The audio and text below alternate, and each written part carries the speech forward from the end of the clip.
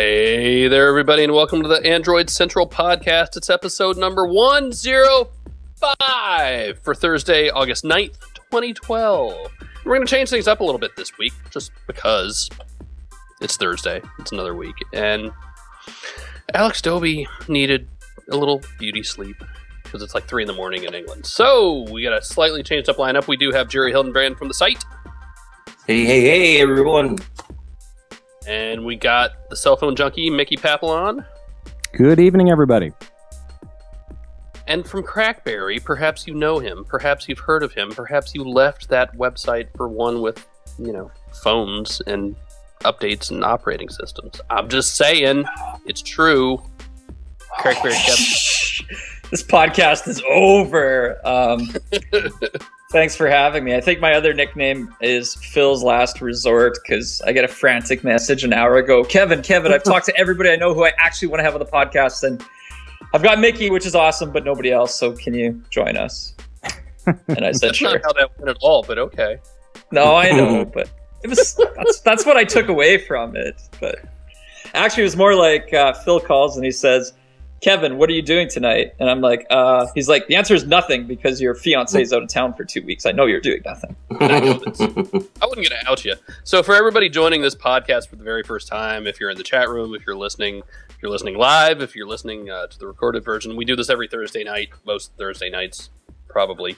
And we've got a live chat room. We've got all sorts of stuff. We've got voicemails. We've got emails. We have balloons and toys. A lot of phones and a lot of Android. So I guess that's the stuff we ought to talk about. So Kevin is actually really on because he's been doing Kevin, what do we call this? The Crackberry Kevin's World Tour? Or No, it's the Mobile Nations World Tour. And I'm taking a stop on each platform. And I got off to a really strong start on Android, but then I had to go back to BlackBerry for a while because it was RIM had their shareholders meeting and I went to BlackBerry headquarters and that. And then I fell off the bandwagon, but I'm back on my HTC One X. I owe you guys a few more posts before I move on to Windows Phone. And I'm wearing the Android green tonight for you guys. I've got the phone, so I think I'm pretty legit to be a guest tonight. And I can attest to this. I have seen Kevin use the HTC One X full time. And I can type fast on it. Oh, yeah, you can. So what is, probably your top 3 things about it that has kept you on it? Because it's not like you threw it down in disgust and refused to use it. So, first thing is I was able to make it work as a communication tool. I think that's always the sticking point for me is if I feel like I can't stay connected to the degree I need to, I quickly lose interest and go back to BlackBerry. But the Gmail apps, I'm a Gmail user by day. Our work accounts, my personal accounts are all Gmail. And obviously on Android, you have awesome Google app support. So I think that's been a massive thing for me. The ability to customize keyboards. So, I don't have a ton of experience typing on glass, but I've come a long way in the last 6 weeks. And I slutted around the different keyboards. And once Swift Key 3 got in my hands, along with some tweaks to change the hover time before you get alternate characters, I was able to really dial it in. And now it's a keyboard for basically a 2-thumb typer, right? Because I'm not a 1-thumb typer. I can't use an iPhone because it makes me want to shoot myself trying to type 2 thumbs on it. But with this, between the size of the screen and that keyboard, as a BlackBerry user, I can actually pick it up and type 2 thumbs really well. And after that, I'd say probably the display size. Once you have a big display like that, I've found my tablet use has gone down quite a bit with a phone this big. Which is kind of interesting. I do a lot more web browsing on it that doesn't feel painful like I'm looking at something small. So those 3 things, and it's been quite manageable for me. How beautiful is that display, by the way? It's awesome. The display is, I show it to people. I show it to iPhone owners. I show it to people with Android phones or BlackBerries, and everybody's like, the jaw drops when they see that thing. And it makes it scary. Because I want to be excited for BB10 phones when they hit, but I'm like, it better do something to match that kind of display, or else I'm going to feel, left out. I sent our review units back of the Galaxy S3, and I picked up the One X again. I've been using the Galaxy Nexus along with the GS3, but so I picked up the One X again because it got that update for the menu and some other stuff. And And I can pick it up and totally be happy with it and totally use it again. I mean, that's a good sign of a phone, I think, that I can pick it up after 2 or 3 months of not using it and feel right at home and just go and be right back at work. That is a very, very good thing. Chat room saying I want a Nexus and an HTC Nexus again. Yeah, I agree. That would be pretty awesome. Ooh. But, yeah. Yeah, because stock Jelly Bean on the One X, it's not quite there yet, but that's some fast software on some fast hardware with an awesome screen, and I want to see that. Blackman X asked about the funky menu key. Yeah, if you haven't heard and if you haven't read the post, so HTC updated the way it handles the recently used apps key. We're not going to call it a multitasking key because it's not really. And you now have options, right? So by default, you push it, it still brings up recently used apps, but you can change it. So if you hold it, it will bring up the menu button, and because there is no menu button anymore, right? So instead of having my little heart broke. Yeah. You don't like this, Jerry. Jerry disagrees with me on this. No, don't give in. HTC, you did one thing right. You've done a lot wrong the past couple years. You did one thing absolutely right the way Google intended you to do it, and then you back up because the competition is outselling you and did it differently. And that just, I don't know. It's expected, but I still don't have to like it. Okay, well, I'll buy that argument. But now, Kevin, you don't have that on your phone yet, do you? No. No. Okay. Sorry. You're going to have to wait. It's pretty good. Okay. It's a nice option. I like having the option there, I think. I hate it, but I use it. So, that's for what it's worth. I like it. I think I still like it better than Samsung and the physical home button. I'm just over that. It's for a couple of reasons. One, it goes against what I think Google was trying to do, but I'm done with physical buttons.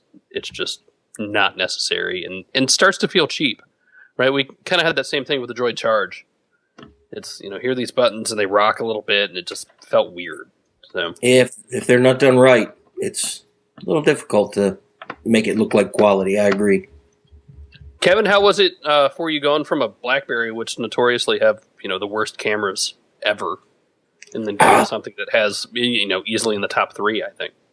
Well, okay. I never thought that BlackBerry had the worst cameras. They've gotten decent with BlackBerry 6 and 7 phones, but the One X's camera is really freaking awesome, and I find I use it a lot. It's actually my picture taking usage has probably gone up 5-fold to 10-fold, and especially the speed of multiple shots.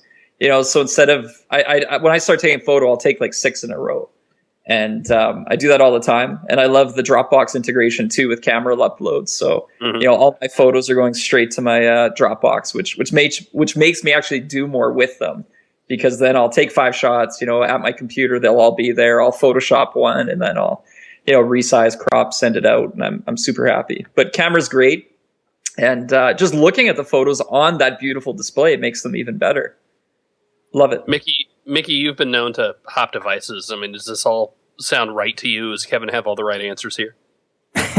It's interesting. I would tend to agree with Kevin. I don't think that they're the worst cameras out there. In fact, I would probably take I'd probably take some BlackBerry cameras over, especially the original software implementation that we found on the Galaxy Nexus, because that was worthless. Just horrible pictures. But I know that's gotten better. But I've seen some nice shots that the One X takes some nice pictures. The GS3 does as well. So either one, you're going with something that's got a good camera. And you're right, the Dropbox integration it's key. It's so great to have, and that the second you take those pictures, they're backed up, and you don't have to worry about it, and you won't lose them even if you lose your phone in 2 minutes from now. I think we're going to get Kevin full time. No. BlackBerry 10. This BlackBerry 10 thing's going to blow over. Kevin's going to be like, what? You're right. Let me finish the Mobile Nations World Tour and then decide what my number 2 pick would be. But I have a feeling it's probably Android. And we'll talk after that's all over.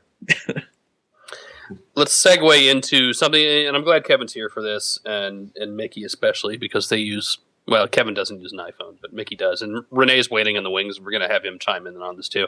If you haven't read it yet, or if you haven't heard about it yet, I've been screaming from the rooftops this week. Matt Honan, who writes for Wired, among other places, really, really good writer, really, really smart guy, got hacked last week and basically lost everything. Got hacked out of his Gmail, got hacked out of his mobile me account, or .me, or whatever the hell Apple calls it this week. Metro Me. No, that's something else. And the long and short of it is they were coming after him for his 3-letter Twitter account, MAT. But they got to it really in an interesting way, I thought. They got part of his credentials through Amazon, and then that in turn let him get into Mobile Me, and then that in turn, got into everything. It was just a huge, huge mess. He ended up losing every picture of his kid from his computer because nothing was backed up anywhere else, which is just dumb, and he tells you that. So Alex, and I wish Alex was here to talk about it. Alex wrote a really good piece, I thought, on 2-step authentication. And so I want to talk passwords and security for a few minutes, and especially on all the platforms, because it's a huge deal. We have talked about Google 2-step authentication here before. I've complained that it's a pain in the ass to set up, and it kind of is. But I've done it, and I've been using it for 3-4 days now, and I'm fine with it. Like, once I set it up on my devices that I use most of the time, I haven't really had to touch them. So let's talk about that for a minute. Jerry, have you done it yet? I know you and I talked about it. Have you taken the leap? Yeah, I mean, I have it on my own phone with my own Gmail account. Haven't done any other accounts or anything yet. The what used to really keep me from doing it is the old version of the app. I've checked out the app since this new stuff came, and it's gotten much better, made it much easier. Before I just was relying on a voice call and just limitations I didn't want to deal with, so I didn't get too into it. But hey, I mean, it's an easy way. It's like you said, it's a little bit of a pain in the ass setting it all up, but you got somebody else taking care of the security. All you need to do is manage the authentication between the two, and it keeps your account safe. That's the way it works. If you've never heard of it or never used it, so you have your traditional Gmail, Google password, right? You type that in. But then you have a secondary password, and a couple ways to get that. One is they can send it to you by text message. They can call your phone. They can call your home phone if you want. And then this little computerized voice, which actually works really well, will give you this series of numbers. And you put the numbers in and it says, all right, we'll let you in your account. And the other way to do it now is with an Android app. And Renee, there's an iPhone app for that too, right? Yeah, Google Authenticator. Right. And so then you type in that secondary password, and that's the second step, right?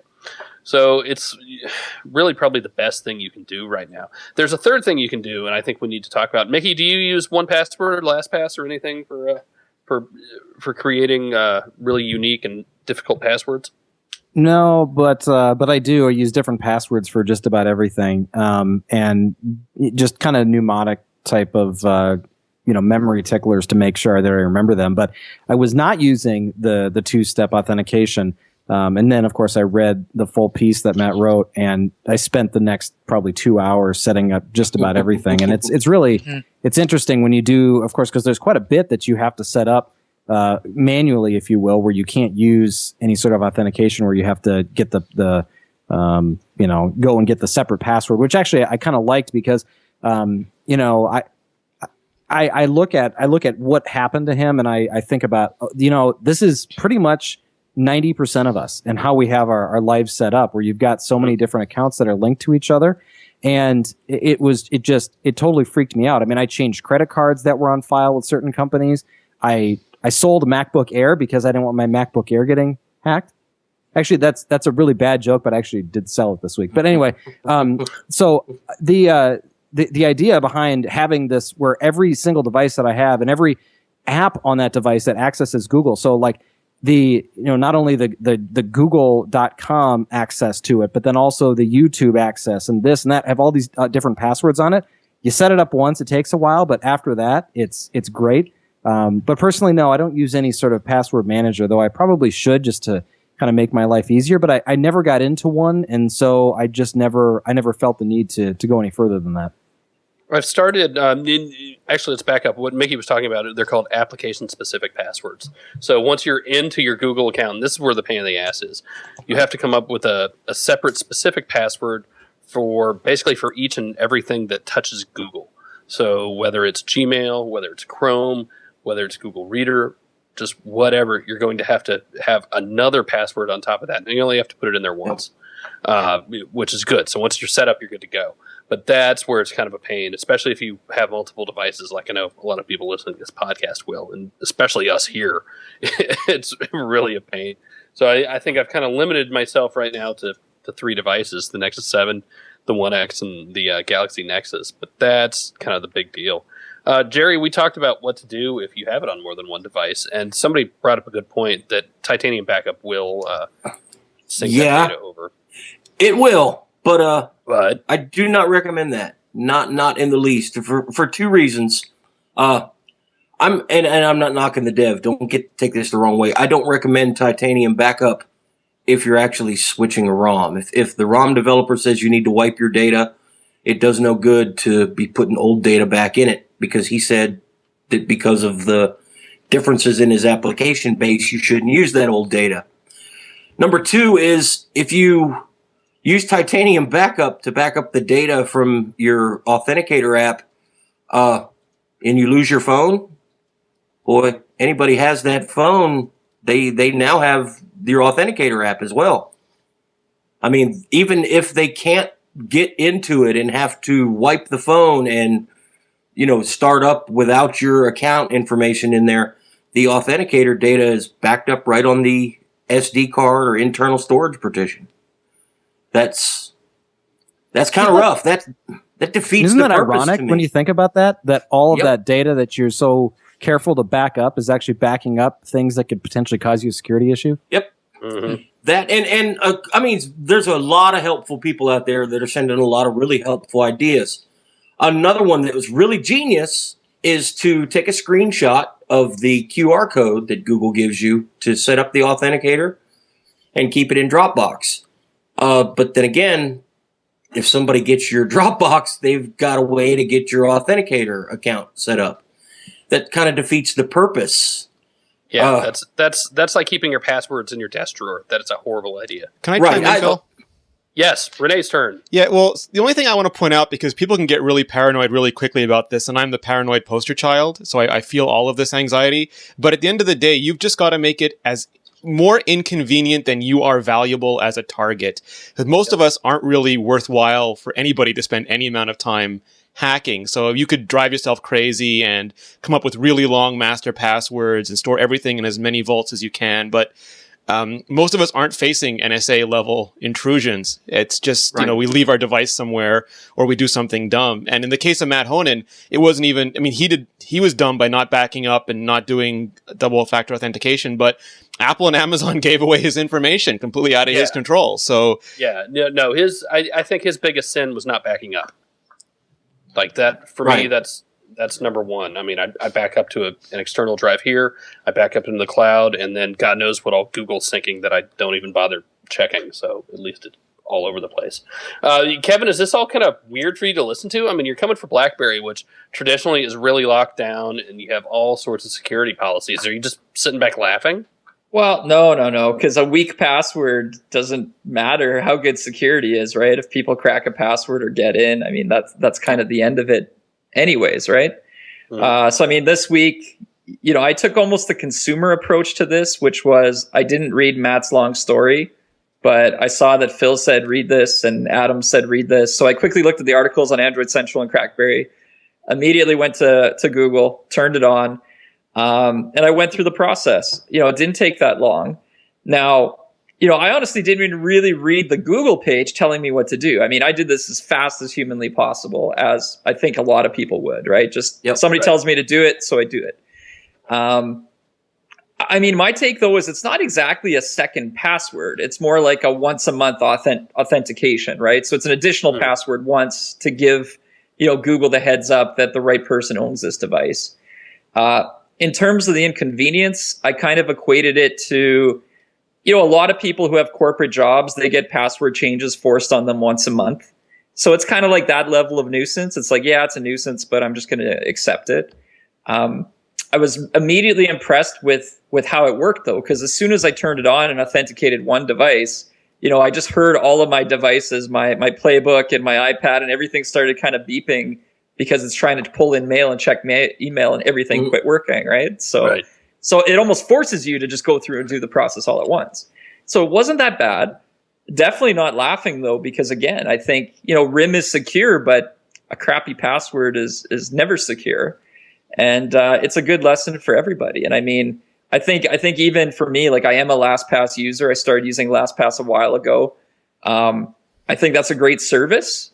My only, and it's never, I'm a little bit leery. It's kind of like you said, putting all your passwords in one drawer. Part of my brain thinks that's what LastPass is because, man, if you ever got into somebody's LastPass account, you own their life, without having to hack anything. So I'm always conscious to, make sure that I think it times out on the browsers and I lock my computer and that. So I think the keys to that drawer are typically closed. But even with LastPass, I still have some old passwords floating around that this week I went and I made a lot more difficult. So I feel better about it now, but you're not going to quit using the internet because of one guy getting hacked either.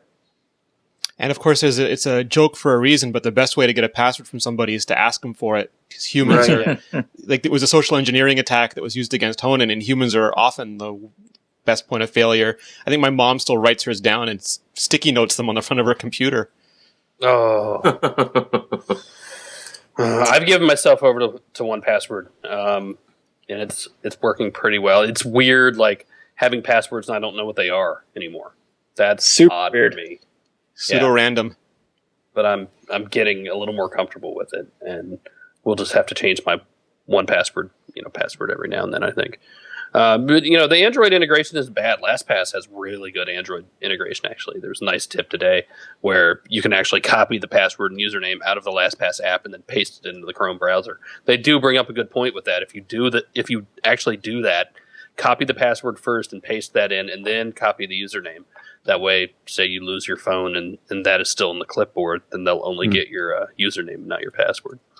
But 1Password's another one. There's some other ones out there as well. So definitely, give them a try if you've never used one. I really, and we're gonna talk more about this next week. I think I'm finally gonna launch this series, but it's really a matter of forcing yourself to try something and forcing yourself to do it for the good of for the good of man.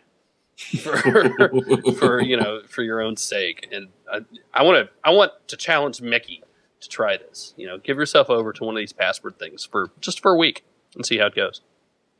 You use iOS, Android, and Apple on the desktop, right, Mickey? What do you mean Apple on the desktop? Like as far as an OS? Yes. Yeah, I use Windows too. I've got a couple of Windows 7 machines that I use every day. I would like to see you try an application called M-Secure. It's got a really good Android and iPhone app, and it's supposed to have a really good Windows and Mac client. And that's just one that nobody has really went into, and I trust your opinion. Secure? M-Secure. For what it's worth, Jerry, Ali's doing 1Password versus LastPass versus M-Secure for us tomorrow. Oh, sweet. Yeah. Excellent. Sweet. So everybody look for that over on iMore by the time you hear this. Yep. So let's transition over to Ouya. That's how you pronounce it. No, not Ouya, but Ouya. No, I thought it was Ouya. I thought it was Ouya too. Say it however the hell you want. Ouya. If you haven't heard of this thing, it's a record-breaking Kickstarter campaign for an Android-based gaming console that doesn't quite exist physically yet. Now, we talked about this a couple weeks ago, and I'll save the big reveal for last. But I talked about how it was only $100 to pledge to get the thing, and then you get it. You'll be one of the first ones to get it, and whatever. And I changed my mind, and I pulled my money back, which is it's the only time I've ever done it on Kickstarter. And it's only $100, but it's like, damn, there's a lot of hype here, and so much is going to change in the Android space, just in the tech space in general. Right by the time this thing's supposed to be released in April. And in March for the early people. But I got caught up in the hype. Said no, that's it. I want my $100 back, and I reneged on the pledge.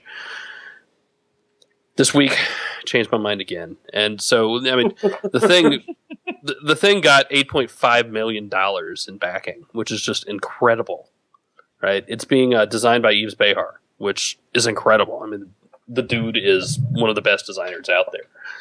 If this doesn't come to fruition, it's not going to be from a lack of trying. I mean, what do you guys think? Is this going to happen? $8.5 million. Yes, I vote yes. It will happen. Dude, you know what I think? I think for $99 with the hardware it's going to have, it can't happen right now. I don't see how they can make only 10,000 of them for $99 a shot. Yeah. Well, but they don't have to, because they've got whatever million dollars just in backing from this, right? So they can lose money on these right now and be okay. But how long are they going to continue if they lose money? I mean, it's scary. Show me one on the shelf at Best Buy, and I'm buying 3 of them for Christmas presents right now. Done. As far as me send you my money, you hold it for 9 months, and then I hope you come through. Mm-hmm. I can't do that. Not. It just sounds too good to be true. Yeah. God, I'm sitting here just like, I can't believe we just did what we did. But wait, worst case, you get the money back, right? No. What? So I mean, if they don't deliver the product, so like if Pebble fails to bring a watch to market, or Ouya doesn't, you lose your money. Yeah. Yep. Really? Yep. Okay, so I'm going to say something comes to market, because if you bring in like fancy designers and people's credibility, right, they have to bring it to market. I mean, worst case, they're raising VC funding to bring it to market, and Google's injecting funds to make sure it's not a PR freaking nightmare. Well, but it's not Google's product. No, but once you get enough people in, somebody with a lot of money can just save the project quick, even though... So we decided as Android Central to back this thing a little bit. That's what we did this week. So and we're putting disclosures in all the posts we do on it by now. But, I think we've written a grand total of like maybe 4 posts. So we have decided to back it, and we're going to see. And my train of thought was, well, let's take this ride together. I mean, hell, if that many people have given their money, maybe we ought to as well, and we're going to see. And in fact, we gave at the level where we're going to go to the damn launch party. So this should be fun. It'll be interesting. Kevin and I might be answering to the man at some point and opening our wallets if this doesn't work out. It'll work out. I want it to so bad. I'm an old man, but I still love to sit and play stupid little mobile games. Let me play these stupid little mobile games on something that stays connected to my TV all the time, and all I have to do is pick up the controller and grab a beer and race jet skis. I'm all in. I mean, hell yeah. I want it to happen, but I'm just afraid. Don't be afraid, Jerry. I can't help it. Will you hold my hand, Phil, until the Ouya or whatever it is? I worry. $100 to me buys a lot of beer. We'll see. I'm trying not to get excited about it just because we decided to back it as the site. I mean, hey, put it this way. I bought a $500 clock app. Yeah. Need not say more. Somebody in the chat room does point out that it's actually officially up for pre-order now for everybody else too. So, yeah. Yeah, but that's a guarantee you'll get your money back if you pre-order. Right. And that's the difference. I'm not mentioning who pointed it out in the chat room, since they didn't link to the Android Central story. Rookies. I expect better from our chat room. Man. Yeah, so, I mean, like Jerry says, right, if it falls through, you get your money back that way. I mean, Kickstarter is just that weird hybrid of VC investing type thing versus, I mean, a lot of people just call it paying for hope, which I get as well. But Well, it's kind of a weird thing. Like, Well- Phil, you mentioned, disclosing it, but really, it's not like you're buying a shares of the company. There's nothing to disclose. You just pre-bought a product, right? You'd have to disclose everything you possibly own, right? Like, it's just. I mean, my thing is, if you're going to give, and especially with as much money as we gave, you're going to want this thing to work, right? You're going to want for it to sure. work Yeah. like that. You're going to start cheerleading for it. The flip side of that is, if it doesn't pan out, then you're going to poop on it harder than probably anybody else. True. Me being me, I tend to poop on things up. So Good call. If I've ever heard. Hey, where's Pebble at? Out of curiosity, because they were supporting iOS and Android, right? Yep, they got delayed. If I remember correctly. Did they get delayed? If I remember correctly. Interesting. It's going to be interesting to see what happens with these two massive Kickstarter projects. And one thing that was interesting this week. On Crackberry, we blogged this new was supposed to be Kickstarter campaign called Emblem, EMBLM, and they do customized backings and door casings for smartphones. So they're launching with BlackBerry, iOS, and Android support. They did their Kickstarter campaign. The guy actually sent me the link to his page. That was a Kickstarter page. Looked identical to say the Pebble or the Ouya one. They had a nice video they did, all the project specs and everything. Kickstarter denied them. When it went into the Kickstarter approval phase, Kickstarter told them no, and they said, we're trying to get out of doing products. And this came after Pebble and after Ouya. So I found this really interesting. And then they relaunched the project on Indiegogo. But I'll be very curious to see over the next 6 months if we keep seeing these kinds of big hitting gadgets on Kickstarter, or if they're really trying to avoid this, possibly for the risk involved, like we're talking about here. Right. No, and it makes sense, right? If it falls through, then Kickstarter will have earned, what do they get, a quarter of it? I forget what their cut is. And then, they're going to get a reputation of these ridiculous amounts of money or whatever, but for things that never happened. Right? So people quit using it. So I get that, and that makes sense. So.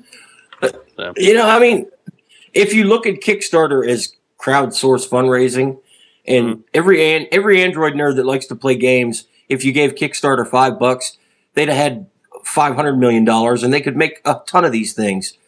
Right. But when you get to the point of we're going to promise you early access to a product if you charge $100, it's no longer crowd-based or crowdsourced fundraising. It's a promise of a product that may not ever happen. I guess is my whole issue with the way it's done. Right. Or maybe I'm just old in particular, and everybody should just ignore me. I understand. I don't disagree with you. So we will see. Place your bets now. And, we ran a poll and most people said they didn't pre-order one. Or they weren't going to. Or they didn't back it on Kickstarter.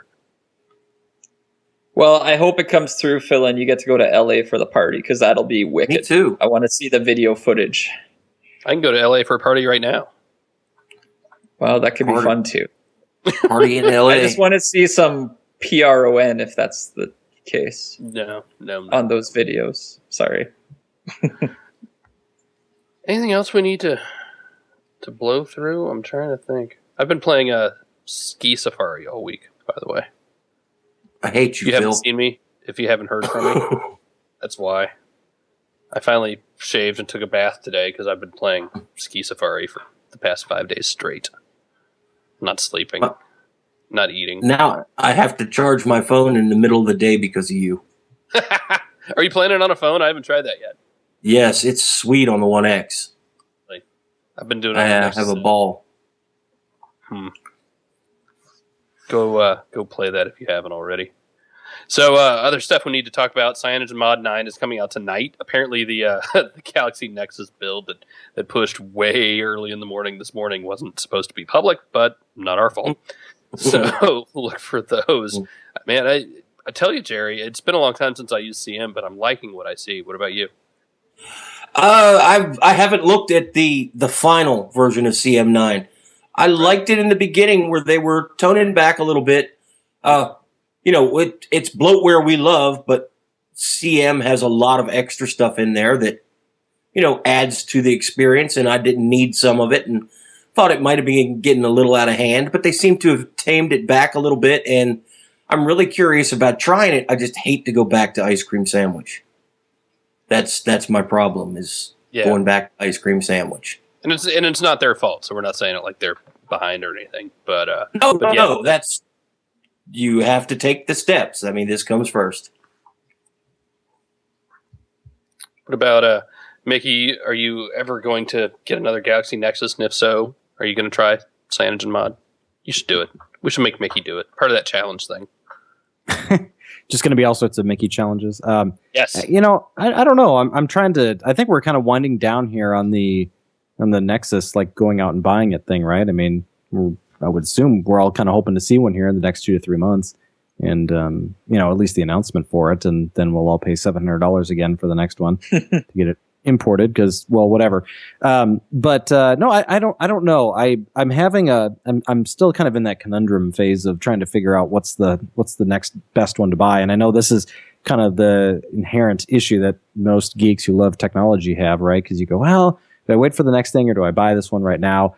I would have no problems with the Nexus if it wasn't for the camera. And that's honestly one of the biggest things for me is that just it's not as bad as it used to be. That, you know, they did a lot with software tweaks, but it's boy, I can't justify carrying that all the time with the number of pictures that I take. I take a lot of pictures, maybe not as many as some, but probably more than most. So no, I don't disagree.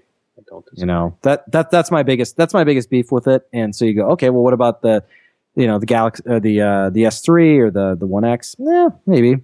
Probably not the One X. I'm never been a big HTC fan. I know I'm hearing, you know, great screen, great camera, this and that, but I don't know. Well, what about this? What if Nikon were to come out with an Android-based camera? Dibs. You mean Canon? Yeah. No, Nikon. No, I mean Canon. Are you a Canon guy? I am. Oh. What about any? We can talk. Well, let's talk theoretically because Nikon is the latest rumor to do it. We saw a Panasonic one back at CES, and apparently it's never actually been released.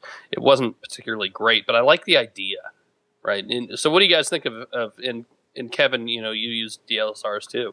You know, what do you guys think of a proper camera with a smartphone OS on it? And we say smartphone. I don't mean smartphone. I mean, you know, Android. I like it. I think it should go that way. It's kind of convergence of technologies, and everybody's going to own a smartphone in the near future. I mean, we're already well on the way to that in the global population. So it makes sense if we know everybody's going to be pretty familiar with using these kinds of devices. And I mean, even jumping around from iOS to Android, even if you're not an Android person, you could pick up Android and figure your way around it pretty quick. Putting that into DSLRs and that kind of technology just makes sense because a lot of that stuff has crap user experience on it. Still, it needs the love that the Googles can provide. I think we're going to see more of it. I think it's still way early, right? Because it's got to be a tricky thing to do because cameras are so dialed in now. And kind of, although what do they run now? They probably run QNX. You know, they're probably. Yeah. I should take that back. They're all going to run BlackBerry 10. That's what I was going to say. I don't know what any of the popular phones are running, but there's a very good chance they already run QNX or Linux. Mm-hmm. So this isn't a big stretch. It's just basically changing the user interface. And my goodness, Android share intents on a camera. Exactly. With GPS and Wi-Fi and Bluetooth built in, boom, shika-boom. How awesome would that be? Like, yeah, I'm just thinking of us at shows. You take, pictures, they upload to Dropbox automatically. Somebody else, thousands of miles away, picks them up, puts them up immediately. Like, how badass would that be? Cuts my workload in half. Turns me into a point-and-shoot monkey is what it does. We need to go to sleep and wake up in this world of the future. I want it now. This time, I'm going to say 20... I want to say by the end of next year, we're going to see some serious mainstream stuff. I want one of those NEX 5s, those micro four third cameras, full screen on the back, no controls, running Android, running Jelly Bean. Let's get specific. I got to have a viewfinder. I don't. Yeah. I do. If you... Phil, use your influence and make sure that happens for me. Okay. Done. Well, Blaze just posted in the chat room that QNX is currently powering a NASA camera. So the future is here, guys. We just need the consumer electronics companies to catch what up. the hell has NASA done? They just went to Mars. Mars, that's it. Doesn't the rover run on Android? It would make the most sense if it did. There's some. No, there's. I read a story this week. What was it? It's got one of the OSs in there somewhere. I forget what. I think people were making a little too big a deal out of it, but interesting. It's up there on Mars playing Angry Birds, and it's shooting the birds over Jupiter. Bad.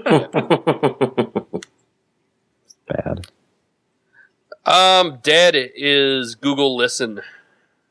That was their little podcast app, and one of the first good podcast apps back in the day, but it kind of languished. So they decided to kill it off, basically said, hey, there's some better ones out there now, use them. So we did a little roundup of top 5. I'm using Pocket Cast now. I think that's really good. I used to use Beyond Pod. That's another decent one. So we'll have a link in the show notes. Everybody should go play with them. So question, does that mean, like, Google Listen, was it native before and now there'll be no podcast catcher native? You'll have to grab one? Or Well, I mean, what do you mean native? You had to go download it like you would any other application. Okay, so you had to download it before versus being preloaded. Okay. Yeah, I mean, I still don't know why they just don't integrate it into Google Music and just have a little podcast tab that you tab over to. Yeah. But, Seems a little weird, but okay. you know, that's one more thing you have to keep up with, I guess. So. I would love to see Google create a front end in their new style, like Google Plus or Currents, that's a podcatcher, and everything gets saved in your Google account and it plays through music. I mean, Right. Come on. If I can think of that, those guys in Mountain View are smart.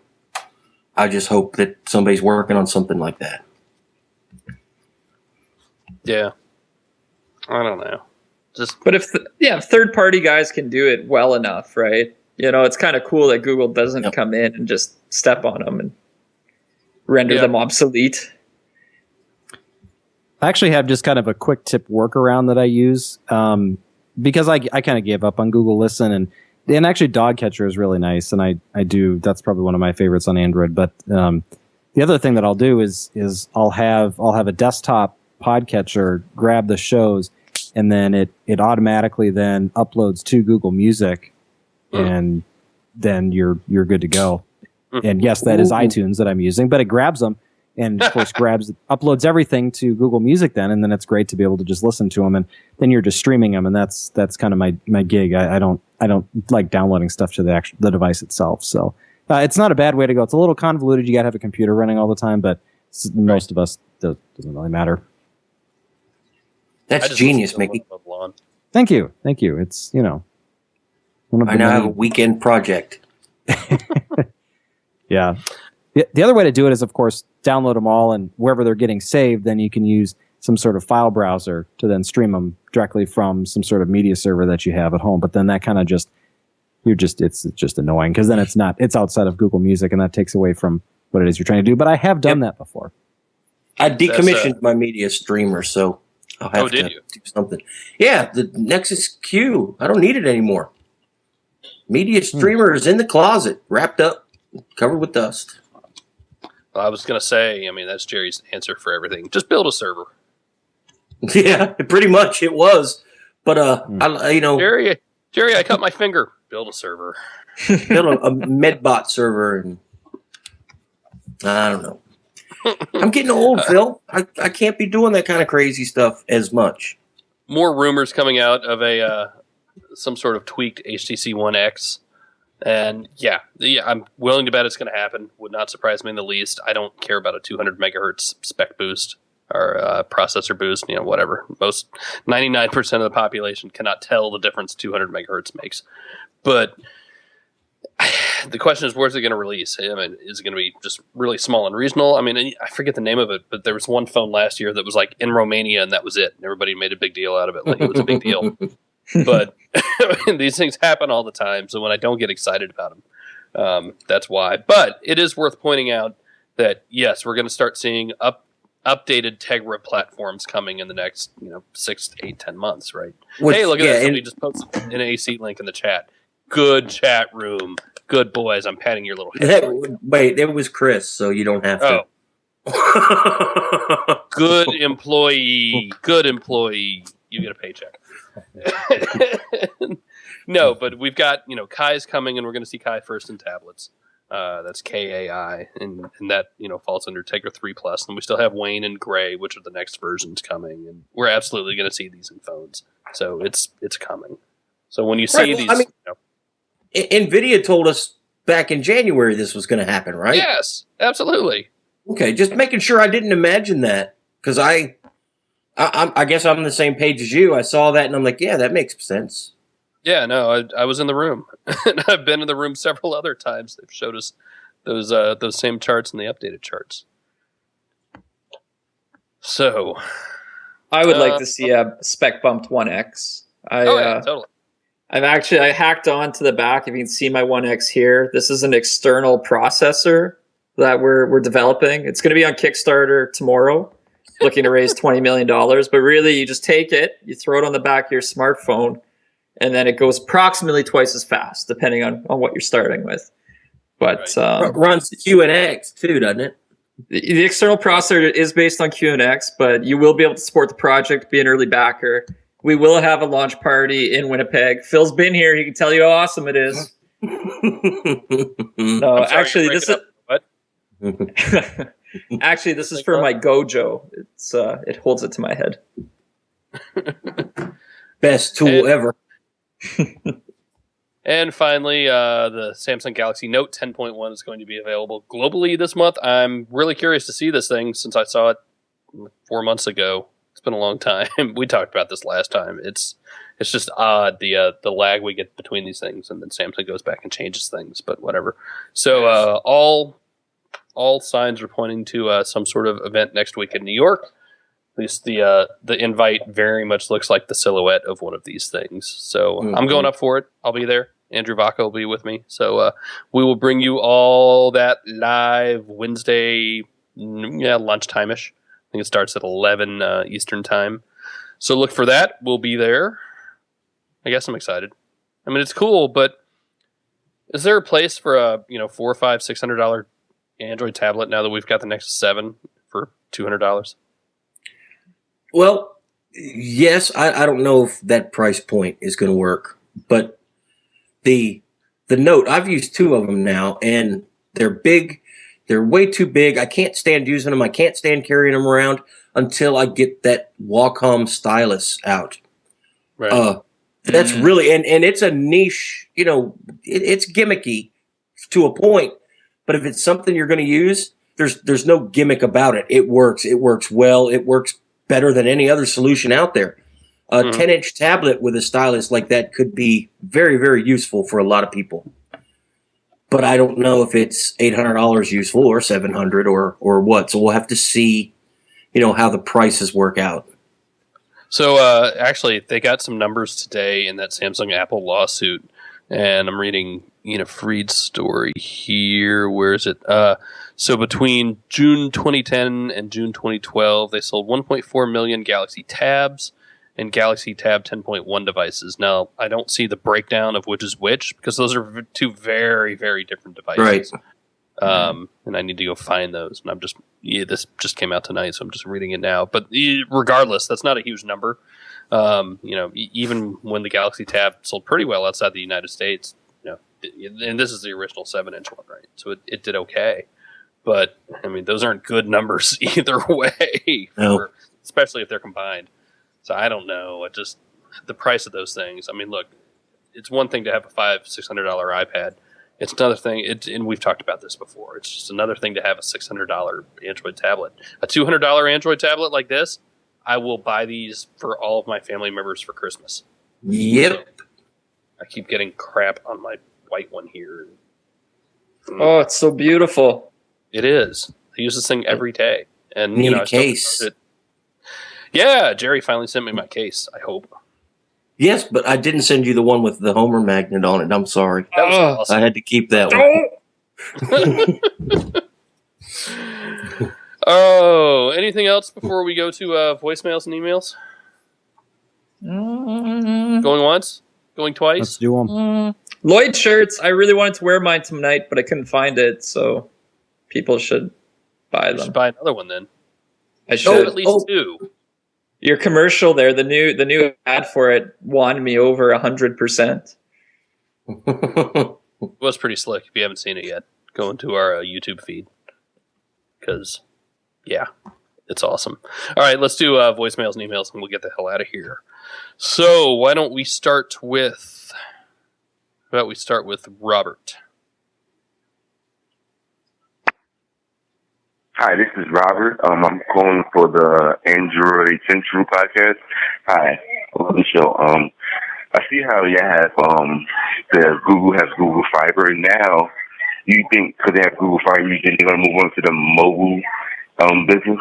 Because the way what I'm reading online is about how Google Fiber is just there to show how the internet providers how to do it instead of charging people a lot of money for limited bandwidth, and Google's showing how you should do it and you should worry about take care of their customers. You can never get to the mobile business, like the mobile, they have their own things, $60 for unlimited data and phone and everything. I just want to know, can you please, thank you, I love the show. My name is Robert. Bye. I don't see it happening. I think the mobile space is just so weird, and the licensing of Spectrum is just a huge Regulation, pain. yep. Yeah, it's a big look. A lot of people made a lot of money back in the day buying Spectrum. There's a lawyer here in Pensacola who made a good chunk of his money buying. I think it was like Pager Spectrum back in whatever. It might have been PCS, I think. And so it's a Mickey. I'm not speaking out of turn here, right? That's No. But what about Matthew Broderick, the head of the FCC? what? No, Wait, I thought he was in Julius Janikowski. He Julius looks like Matthew Broderick. Janikowski. He kind of does, doesn't See, he? I've I never pay put that attention to together. CTIA. I'm like, why is Matthew Broderick on stage right now? Oh, it's Julius Janikowski talking about Spectrum. No, I don't see it happening. I mean, they would have to get that from somebody, and I don't see Google. I don't see Google being allowed to buy Spectrum. Right. That's what I was going to say. I mean, the government, would Google love to buy Spectrum and give you an Android phone with unlimited data for $10 a month and make you look at Google ads all day and night? Yes. I do believe they'd love it, but the government's never going to allow that. And there's got to be some serious oversight going into the fiber thing too, right? I'm 'Cause sure. I don't see. I don't see Google being allowed to offer internet, in a widespread manner. While at the same time they're selling ads against that, and I mean, it's tricky. I'm not saying you can't do it, but If I see it as a conflict of interest, and I'm Google-fied, I'm Google to the bone, and even I see that there's a problem there. So, and especially with all that, Google's been in a little bit of hot water lately with governments. The FCC is throwing $20-something million fine over some privacy stuff. Yeah. And, it's a drop in the bucket. It's not a drop in the bucket. It's a lot of money, but in the scheme of things for Google, it's not going to kill them. But they got to be real careful, and they're under oversight right now anyway. So I just don't see it happening. Let's move on to Jim. Hi, this is Jim from New Jersey calling for the Android Central podcast. I just got my over-the-air update to Jelly Bean on my Motorola Zoom Wi-Fi. With the new update, it's killed my third-party app video players. I was in Rock Player, which was great. Played all the different file formats, AVI, DivX, the whole nine. With the Jelly Bean update, I can't seem to find an app that will do that. Is this something that the individual apps just need to update to, or is there one out there that's currently working on Jelly Bean that I can use? Thank you, and hopefully I get to hear from you soon. My email address is JIM31. Oops. That's pretty awesome, actually. That was We'll podcast fix that years in of post. experience there to go into gobble gobble mode. Turkey, turkey, turkey. oh, wait, that's why we were all making those noises. I thought we were just having fun. That was our security, so nobody gets hacked on tonight's show. It's called quadruple authentication of passwords and email addresses. So, does anybody actually have an answer? Well, the files he's talking about playing aren't supported natively by Android anyway. So chances are the applications just need updated. That's just a guess. I have not looked into it, not even a tiny bit. But AVI files and Windows Media files, that's not supported on Android from the get-go. Okay. So, yeah, I've just seen Blackman X in the chat. VLC, have you tried it? Yep. It's not on the market, but you can go to their website and download the preview. I'll bet it plays them. Beta? They're probably always going to be in beta. It's VLC. It's got to be in beta. That's true. All right, let's move on to, how about we'll go to Derek and then we'll do Jonathan so we can make sure Renee got the last one downloaded that I just accidentally This is sent. Derek from St. Louis. This is Messages for the Android Central podcast. Love the show, guys. Keep up the great work. I just recently got a Galaxy S3, and the first hour I used it, the data usage was already at 200 megabytes.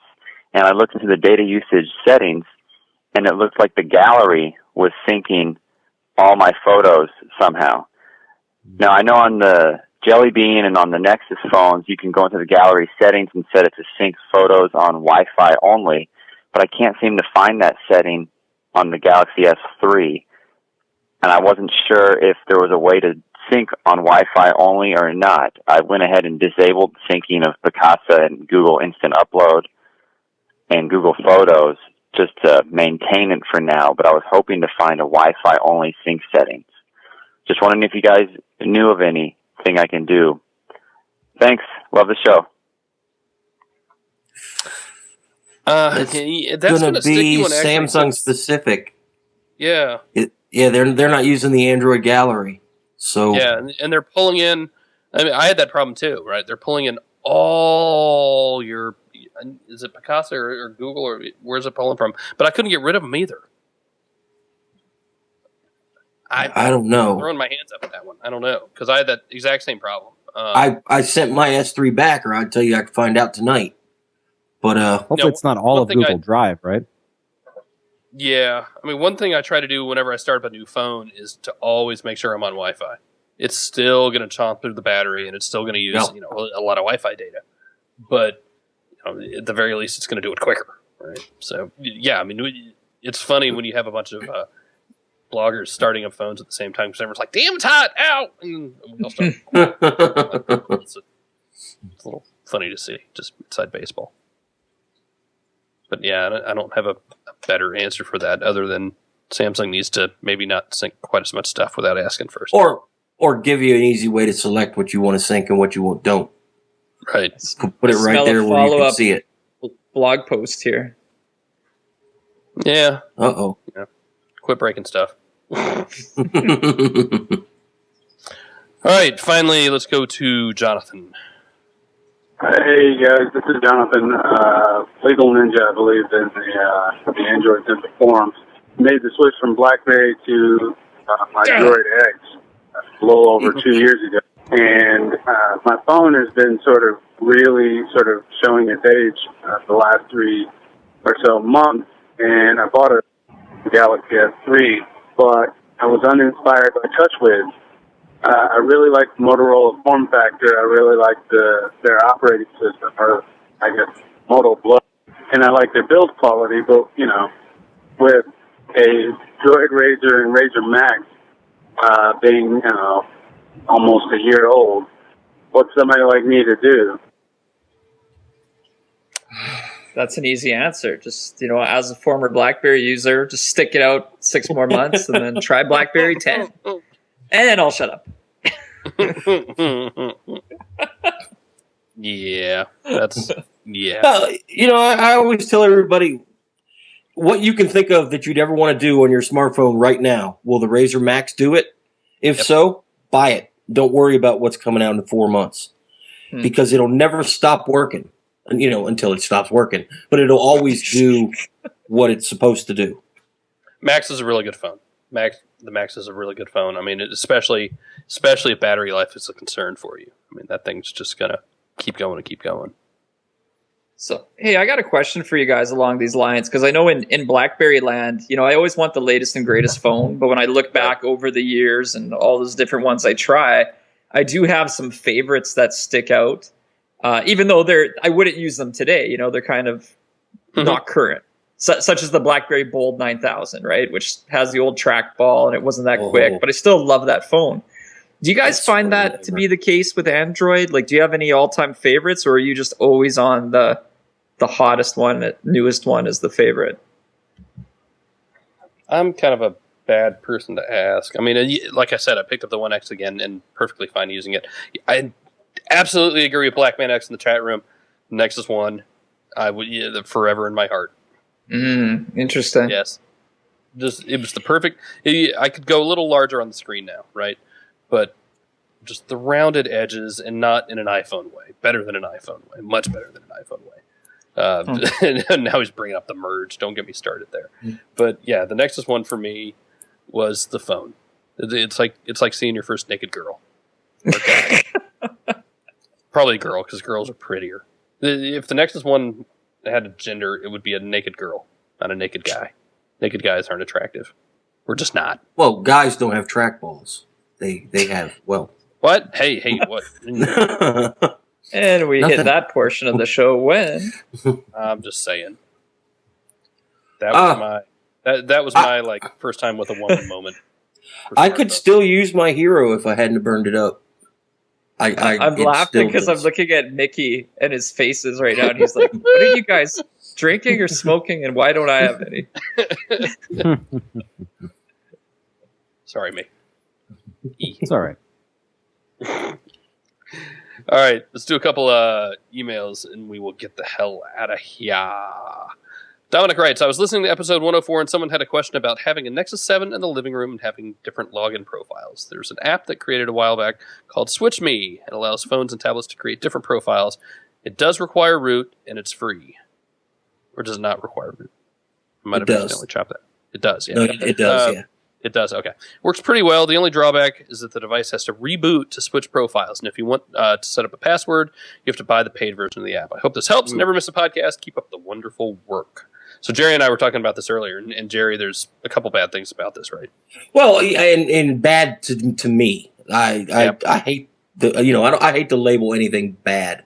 What it basically does is when you activate it, it freezes what's going on and saves it. Saves the state. I assume it's working like an Android backup. And then you tell it to start up another profile, which is another backup that you've had back there. It takes up a decent amount of space, not entirely too much, but it just takes a long time. I mean, you have to reboot and wait for it to switch everything around. I was not really impressed. It's useful, but it just takes. I need instant gratification. I just hand it to my kid and say, "Here, don't mess with my email," and let them do whatever. But then again, my kids aren't 6 or 7 years old, so maybe that works for me. I hate it when you put me on the spot like this, Phil. And it's a wonderful app. The idea is great. The guy's a genius to come up with it. That's no question about that. It's developers like that make Android great in outside of the box thinking. And this is a while ago when I used it. Maybe it's better now. I'm going to have to give it another look. Well, let's talk about the other thing that's kind of been going on. I don't think we've actually written about it because it's not a big deal as people seem to think. But there's some code. So, yeah. There's some code floating around in recent versions of Android that makes it look like they absolutely have the back end ready or are working on it for profiles. Yeah, they've had a code in since Honeycomb that's doing something, and we're all assuming it's user profiles. Without any front end, we only know what it does, and it creates separate data directories based on a user ID. Mm-hmm. So that certainly sounds like it's a way for me to be logged into Gmail and then hit a button and my wife can switch over to hers. I don't see any other reason that they'd want to do it unless they were putting profiles on it. It sounds like there was some changes that went into the Jelly Bean AOSP, and that caught everybody's attention again, and that's really cool. That'd be an awful killer feature for 4.2, wouldn't it? Well, the Nexus 7 gets updated to 4.2 with user profile support. Bam! On the other hand, I just hand my family my tablet, and they have access to all the games that I have, all the apps that I have. So, I mean, yeah, it's, there are arguments for and against. So, cool. All right, who wants the last email? I will read it. RMKILC writes, in the last podcast, you played a voicemail where the caller asked if there is a Twitter client that shows multiple accounts in one stream, Facebook, and syncs with Tweet Marker. How did you miss this? The answer is Plume! Plume's kind of a badass app. It's not kind of a badass app. It's a really good app. one of the better Twitter apps out there. You're right. We failed. Assuming it does all those things. I didn't go back and check. So it's on you, dude. I use Plume, and I do believe it maybe does that. I've never checked Tweet Marker, although Plume messes up with my SwiftKey 3 keyboard all the time on the One X, where I start typing and it closes the keyboard out. And then I have to start again and it closes it out. I think I may have messaged. If only we knew somebody yet. I tweeted SwiftKey and Plume and told them to work together to fix this when I first encountered it because it drove me wonky. Wow, well, remind me. I'll send an email. I've been using, as you know, Carbon Beta. It's coming, guys, or Alpha. It's not Beta yet. It's coming. I promise you it's coming. Don't be a dick to the dev. It's coming. Seriously, people are being dicks about it. And that's not good. Oh, well, that's just ridiculous. Code your own if you're you gonna can't. get it, especially because you're going to get it for free. I mean, we should all pay for this app. I try not to cheerlead for it, right? Because we've had early access, the devs, longtime friends of all the Mobile Nation sites. But, damn, it's good. I've tried Slices this week, which is another new one that came out, and it has some interesting stuff to it. But then I open up Carbon, and, the scrolling in Carbon is just, it's the way scrolling should be, and Slices is janky, and it's coming. Just patience. It's free. It's free. I don't know how many different ways to say that. Be nice. Don't be a dick. Will Wheaton rocks. Well, hey, I mean, if you have a problem, code your own damn Twitter app. Then there's that. Or use the website. And with that piece of wisdom from myself to you, Mickey, take us home. If you'd like to get in touch with us, you can send us email to podcast@androidcentral.com or leave a voicemail by calling 888-468-6158. Type in extension 222. The entire site brought to you by shopandroid.com. You can place your orders by calling 888-468-6158. If you'd like to follow any of us, you can get us on Twitter. The site is @AndroidCentral. Phil is @Phil Nickinson. I am @TCPJ_Mickey. Jerry is @GB Hill. Kevin is @Crackberry Kevin. Corey is @C Streeter. Alex is @Alex Doby. You can follow all of the other writers over @Android Central. Go buy t-shirts. Go buy hats. Go buy lots hats. of them. Lots of them. Because they're really Mickey, cool. You're such a pro, Mickey. I love listening to you talk. Sorry, man crush moment. Oh boy. You're right there. On that note, yeah. All right, that's it. So next week, look for us live from New York City. And in fact, maybe I'll tweet out where I am or something Tuesday night if anybody wants to come swing by, say hi. Partay. So that's it. Chat room, thank you guys. Everybody listening later, thank you so much for listening. I'm just amazed at the download numbers every week, so you all rock. Let's keep it up, and we will probably be back next week. See you later. Somebody say bye. Peace. Bye. Kevin out. Later.